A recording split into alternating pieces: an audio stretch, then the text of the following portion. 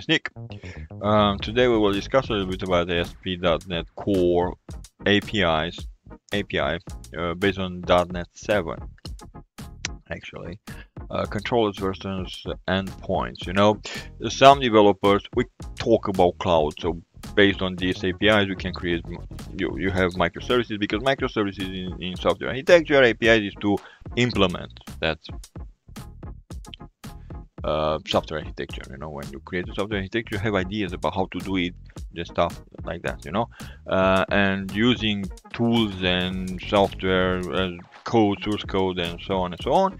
How to use it, it's to implement. So you use API to create microservices. Okay, so good. That's for cloud. Doesn't matter if it's for Azure or AWS and so on and so on. So you can have dedicated, like for Azure you have Azure Functions, or for AWS, for example, you have Lambda, and so on and so on. It's equivalent of that. So but also you can use APIs directly like that, and you can create your design, structured design. Okay, good. So in this case, we have two types of doing an API. An older version, some developers said, oh, it's old, Nick, with controllers, it's old. Let's do also with endpoints. It's newer. Good. People who know ASP.NET and of course who know design pattern and MVC, model view controller, in that case they know to use models, they know to use controllers. Okay, so in this case they know to use use a controller, to create a model, and also I will show you how to create an API based on endpoints and a class as a model. Okay, so in this case we will use ASP.NET Core, .NET Core from .NET 7, because you know .NET, when you say .NET 5, 6, 7, and 8 is the latest one, I think, have included inside also .NET Framework, also .NET Core. So in this case, .NET Core from .NET 7, basically ASP.NET Core API dedicated, so how the environment Visual Studio will create automatically for us. Let's create, say, something like testing one. I don't know, probably it's good, testing one. I have done a 7. I will not put authentication, authorization, stuff like that, because authorization is different directly in API. Authentication can be done using identity, in my case from Azure, or I can put the Windows. Okay, but I will let to be configured for HTTPS, Hypertext Transfer Protocol, for secure connection, to be secure. So will be generated automatically a certification like you have it in the past on IIS, you know, on a web server, Windows web server. And basically on that certification applied on your server, web server, you can have a secure connection between your browser and the server. Okay, and enable Docker. Yes, I have Docker here. Hello, Docker. I have, in my case, Docker desktop, because I want just to test. I don't want to send everything in cloud, somewhere in Azure, where I put a Docker part, Dockerize everything, and have a structure of CI/CD.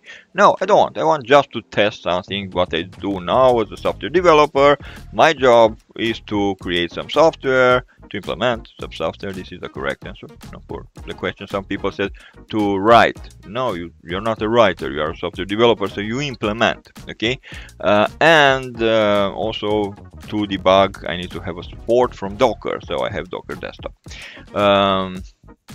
You see here I have also Kubernetes active on Docker if it's necessary, something more complex than this. But for the moment it's not necessary. Okay, so in this case, what we have here, we have .NET 7, nothing for authentication because I don't need for the moment, and I don't want to go in identity in Azure to take something and to synchronize everything with identity. It's dedicated. It's a model of security identity. You know, in Azure identity. You have identity also in ASP.NET when you create a website. In the past on .NET Framework, down web forms, for example, you had identity when you start to have register or login. Now we talk about cloud identity. You know, based on Linux, Docker is based on Linux, and I will show you. I have Docker to work. And my my job, everything what I have is to work need Linux. So in this case, Windows need to let Linux to be active and perform everything on Windows. Some people don't know Windows have Linux inside, even if it's Windows 10, and through WSL, Windows Subsystem for Linux.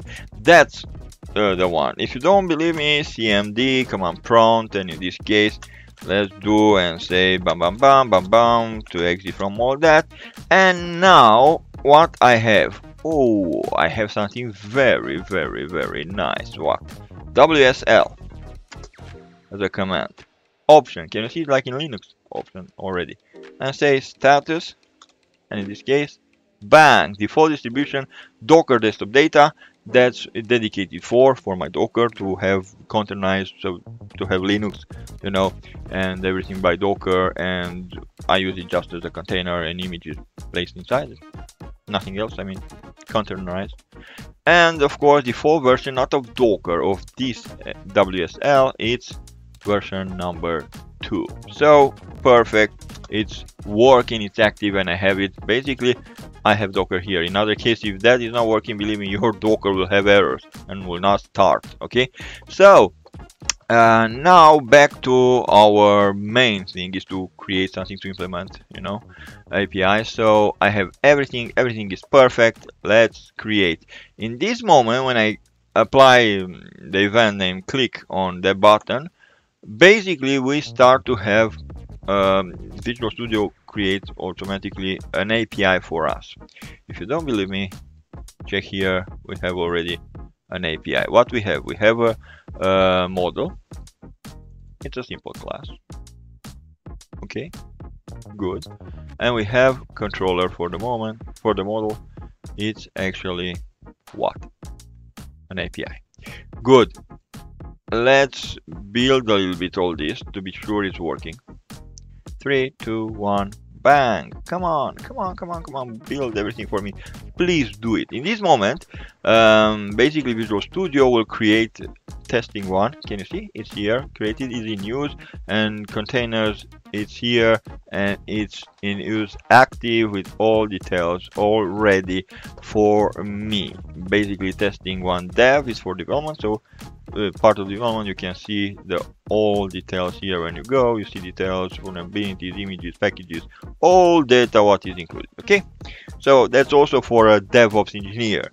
It's good also for a senior software developer, because can manage multiple things also in CI/CD as a pipeline, for example, if you want to go more.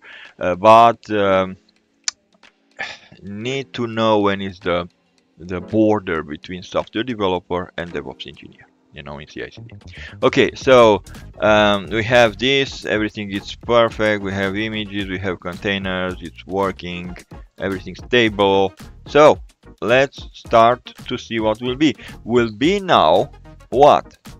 Basically running on Docker. We have a container, we have an image, and look, it's active, it's running without no errors. Start to have output.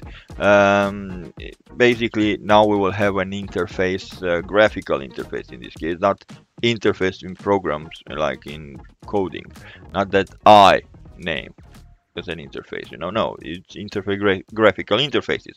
So we have get, we have an API with a get. Let's try this. What we have here, that's Swagger. Swagger, it's exactly like other applications, utilities who let you to test your APIs very fast, like Postman, for example, you know. But Swagger, it's implemented automatically in with all that pack with Visual Studio. When you create that, everything is placed by Visual Studio for you, so it's perfect because you don't need to try to take something else to put, like was in the past, you know. Install Postman or install Swagger, how to put, how to link, how to make, all the time, start or not starting that, going in that, take copy paste of the link, oh, a lot of things. No, now start it clear, nice, directly. So we have here what we start to have something. We have forecast, the weather forecast. It's generated automatically as an example by Microsoft. An execute API. we had a get, so that get is to take information, you know. We take information, we have what, 200, that means perfect, good, okay, 200, you know. No errors, no 500 or something like that, or 400, you know, no, 200 is good. And we have a body. Basically what was there, this information came from the server to you as a client, and you can use, you can consume, this is the name, you take this information after that and consume it, and you put it in your application. Every, doesn't matter what kind of application it can be, web, can be mobile, can be desktop application for computer, doesn't matter. Okay, so you can take information, consume it on your application. It's easy, done. Get API, take it from the cloud or from directly from a server, not necessarily to be in cloud. But in cloud is good because you have also serverless. I mean, you don't need to do server side. Okay, this is good. So we have a success, we have a schema, everything is done, everything is beautiful, is working. Okay, good. Now let's create something else. Let's create an API, quick and simple one. ASP.NET, let's have here an API. Okay, we have API like this, come on, and some values.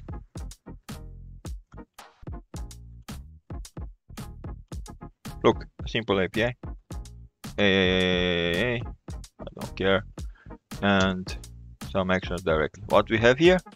We have get, we have get with number, we have post, and we have delete. Put then delete. Okay, so we have a controller. This is a controller. Okay, good. So if we check now, we will see we will have two APIs. Let's try to have it again, the testing, and let's check on Docker is working, interface is starting automatically, and now we need to have in Swagger two APIs, AAA and weather forecast automatically, and weather forecast we tested already. So here AAA have some easy steps like get, have something, some values in body, so that's the information coming to you, and some headers to know how to synchronize, how to use it, where to use it in different platforms. Okay. Also a post we can try, very easy. It's a string, or put blah blah blah blah blah blah, something like that. Bank 200, and it's good. We have a post, you know. We can get an ID, for example, try it directly with an ID 1, so it's generated automatically. Bank, and have everything in one as a value. So it's working as a controller, you know, as an API based on controller. Now let's create a class name test class for me, doesn't matter, test class for me, bang bang bang bang bang bang bang, and we have a class. Or let's do something else, let's delete this, remove this, and create another one, another project from scratch to show you. .NET Core, we have testing 2, for example, and we have here controller or unchecked to use minimal APIs. Whether to use minimal APIs instead of controllers, you can have also like this. So let's do this and try to see what's going on. It's quick, it's created very quick.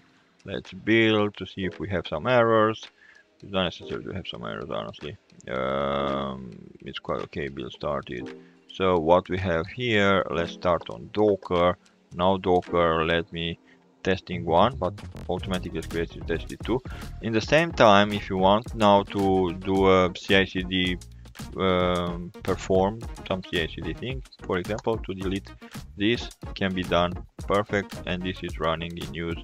It's not a problem, and it's working. Okay, so this is nice in cloud because you can make scale, you can increase or decrease, stuff like that. You know, can do it in cloud, and everything is quite okay. Look, we have a get here, we have a value to 100. It's working perfect. Testing 2. Okay, with the weather forecast. Perfect. So I prepared quick another API to see. We have a controller now, okay, and a model. If you check the weather API with a model for weather, you know, generates some numbers for you to use it. We can check it now, and we can use it.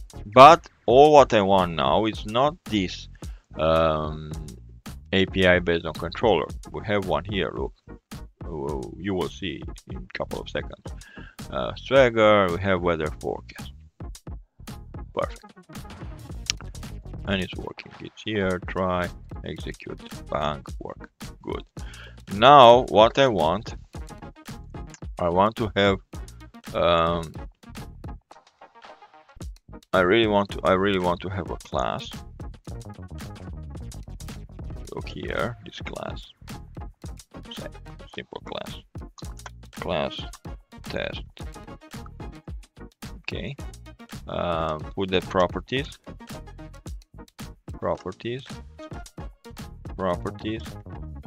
a string,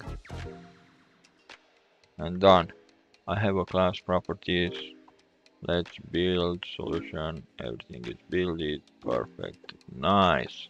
So I have class test. Now go on controller, add controller, and by the way, what I want, an API based on endpoint. Look, another type, not on controller, endpoints. So endpoints we will take as an API model class, our class. We can have forecast if you want, or our class test, you know. And of course we can put endpoints where? In the same, let's say in the same application, in the same page, to see everything is quite easy, and it's there to see the differences. You have properties, and after that you will have the API. I want you to show you the differences between an API based on a controller, how it looks in code, in source code, and how an API based on endpoints look. So basically this is based on endpoints, and what we have here, we have get and put and so on and so on. Look, we have, for example, group. Now can you see everything is in just one void? Done. Map class test endpoints. That's it. Everything. If you check as the documentation will say maps the class test and endpoints. That's it. Nothing else. So just one. Can you see? For everything. So that's first. Group and get. Group and get with number, with ID.